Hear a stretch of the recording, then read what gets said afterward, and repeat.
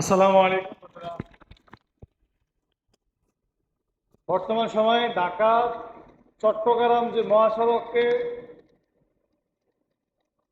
ভারী বর্ষণে রাস্তার ক্ষতি বেড়ে যাচ্ছে। যে বৃষ্টি হচ্ছে টানা, যার কারণে রাস্তাটা জায়গায় জায়গায়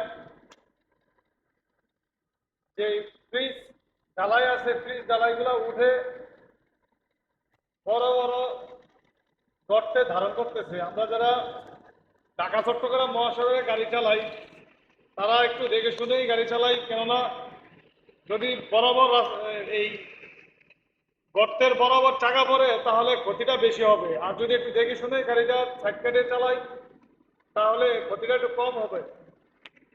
এই যে আপনারা দেখেন, একটু দেখেন কি অবস্থা রোডের। আমরা যদি দেখে না চালাই তাহলে এই রোডের পরিস্থিতি আরও খারাপ হয়ে যাবে। আমাদের কর্তব্য রোডটাকে টিকিয়ে রাখতে হবে কিভাবে? আমরা দেখে শুনে যখন গাড়ি চালাবো, এই ভাঙ্গাচূড়া যে রাস্তাটা আছে এখন, আমরা যদি চাকা বরাবর না পালে একটু সাইড কাটিয়ে চালাই তাহলে ক্ষতিটা আরও কমে যাবে ইনশাআল্লাহ। আশা করি সবাই বুঝতে পারছেন।